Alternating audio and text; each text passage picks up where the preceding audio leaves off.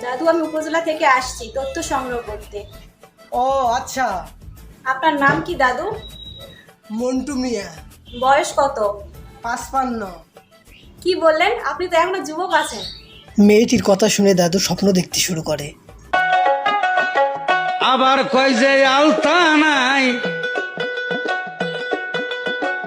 আবার কয় যে ফিতা নাই, আবার কয় যে গাটার নাই। আমার হাতে গড়ি নাই, তাও তো তোমার চিন্তা নাই।